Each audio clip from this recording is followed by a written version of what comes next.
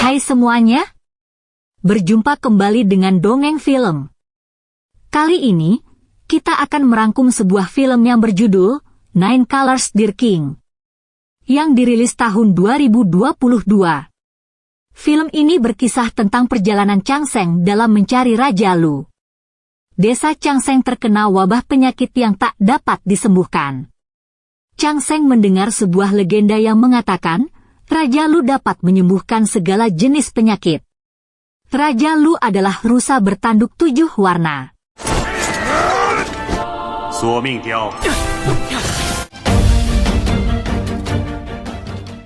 Film mulai dengan memperlihatkan Changseng bersama dengan 2 saudaranya pergi ke gunung untuk mencari obat. Sampai di gunung, mereka segera mencari obat yang mereka butuhkan. Mereka kemudian melihat ada ubur-ubur kembang api. Ubur-ubur ini sangat mahal harganya. Tanpa pikir panjang, Mayan menangkap ubur-ubur tersebut.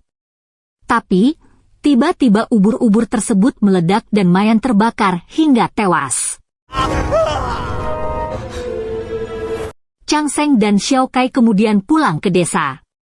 Di desa sedang terserang wabah penyakit yang tak dapat disembuhkan. Bahkan tetua desa sudah mulai putus asa. Banyak penduduk yang tewas. Changseng menemui tetua desa.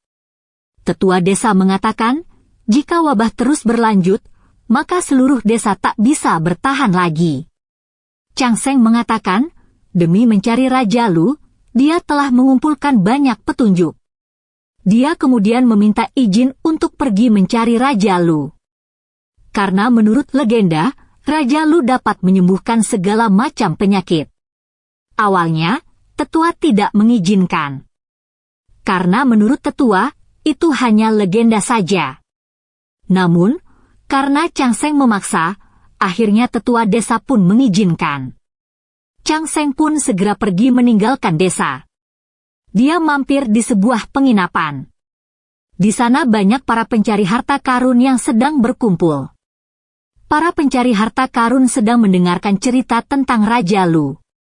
Raja Lu adalah rusa bertanduk 7 warna. Dulu ada seorang penduduk desa yang cacat.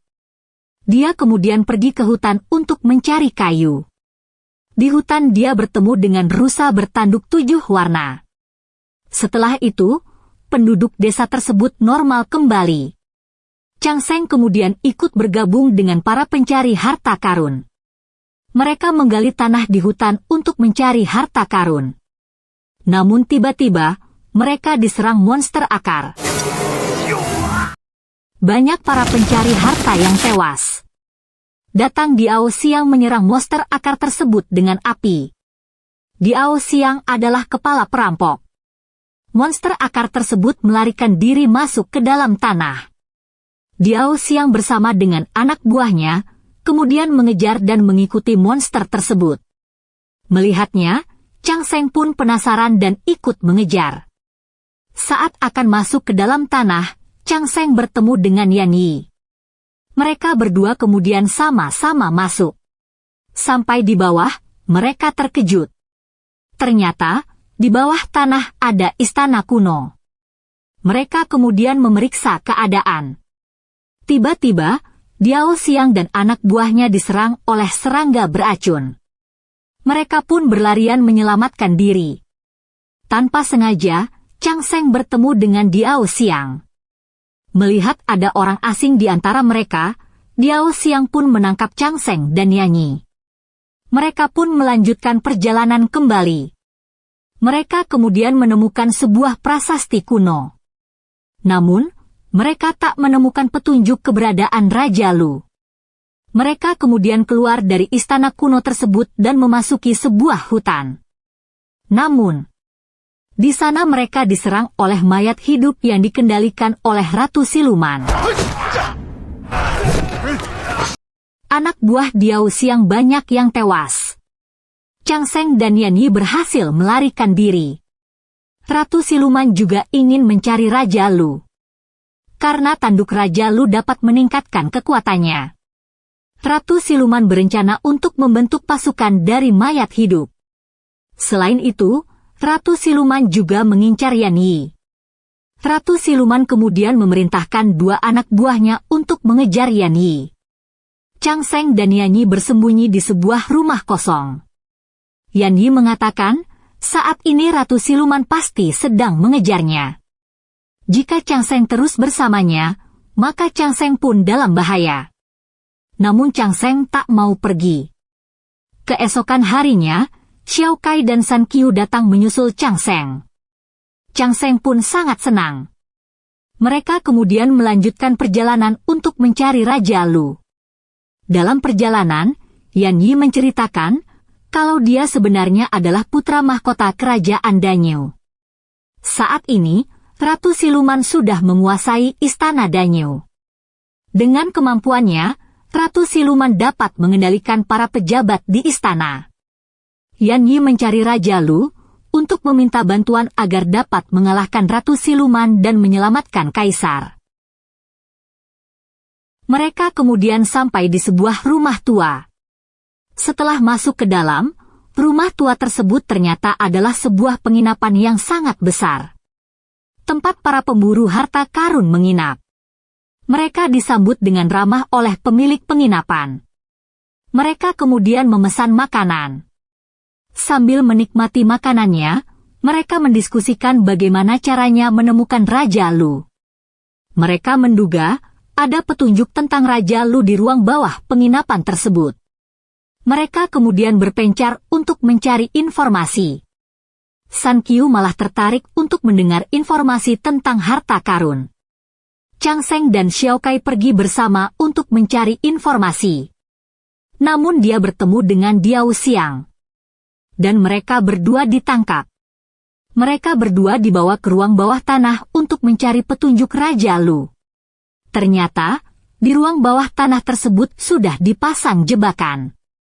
Anak buah Diao Xiang banyak yang tewas. Saat mereka akan pergi menyelamatkan diri, tiba-tiba, mereka terkena perangkap milik pemilik penginapan. Mereka pun dikurung. Di tempat lain, Yan Yi dan San Qiu bertemu dengan anak buah Ratu Siluman yang mengejarnya. Anak buah Ratu Siluman kemudian meminta agar Yan Yi memberi petunjuk keberadaan Raja Lu. Jika tidak mau, maka San Qiu akan dihabisi. Yan Yi kemudian membawa anak buah Ratu Siluman ke ruang bawah tanah tempat Chang Seng berada. Sampai di sana, Yan Yi terkejut melihat Chang Seng dan yang lainnya dikurung.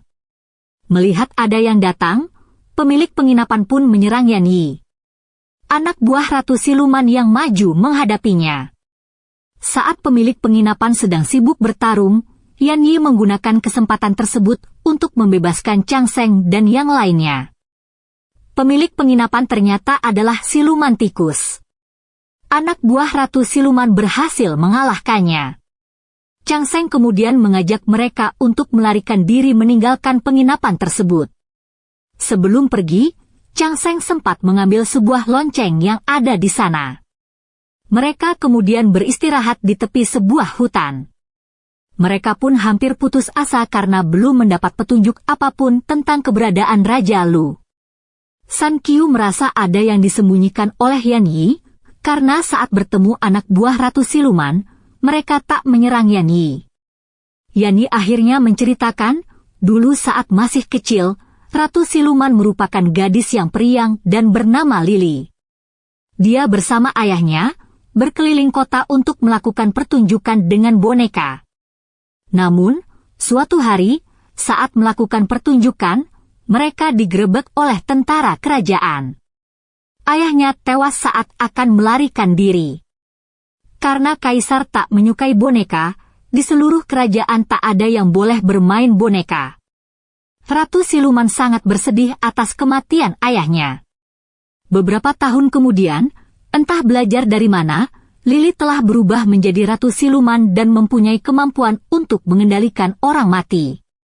Dia mulai balas dendam pada kerajaan.